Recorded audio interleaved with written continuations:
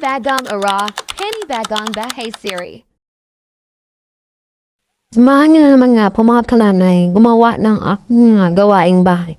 Dahil ngayon lang ang aking asawa, wala akong katuwang kaya ako muna.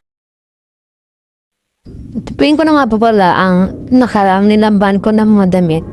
Sa ilang araw na yan diyang nakasampay kaya tupuin na natin. Bukas nga madatapin na po yung nilamban ko kahapon. Ang daming mga tapiin, ang daming mga gawain ng mga nanay. Pero go lang, hindi tayo pwede magreklamo. Ginusto natin ito eh. Nakakagawin ng trabaho ko dito sa bahay kasi maliit ko, andun sa biyanan ko, kuha ko muna. Kasi kapis hindi ako matatapos sa gawain ko, kailangan mo na dun siya sa lola niya. Natambakan nga ako ng mga gawaing bahay mga nanay.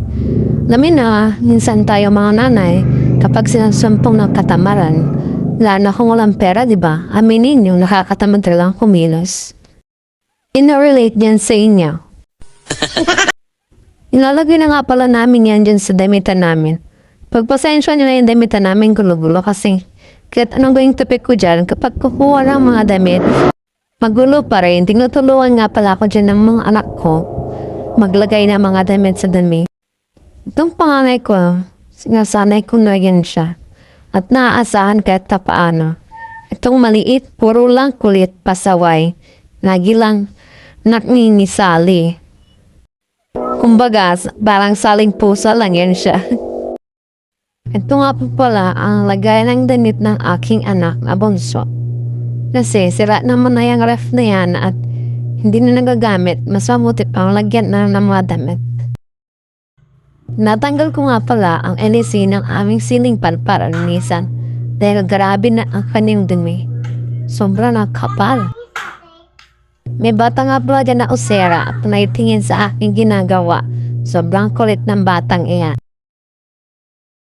Hinugasan ko na nga ang LC na ceiling fan namin. Nakikita niyo ba yan?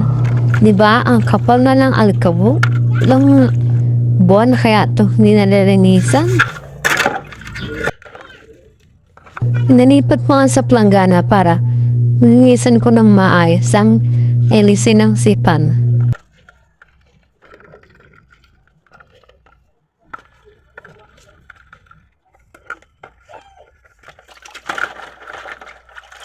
Binabaluan ko na nga pala dyan ng LC.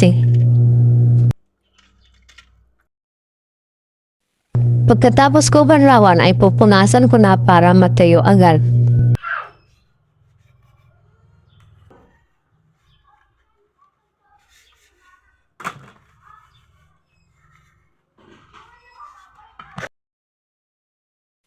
Kinabit ko na nga pala isa-isa dyan ang LC ng ceiling fan. Nga mo, pag wala talaga ang mister mo, yung mga bagay na hindi mo ginagawa o magagawa is nagagawa mo. Pero kapag andyan naman siya, kahit yung simpleng bagay lang, iuutos mo pa, diba? Sinulit ka ng mga nanay. At ayan na, malinis na siya.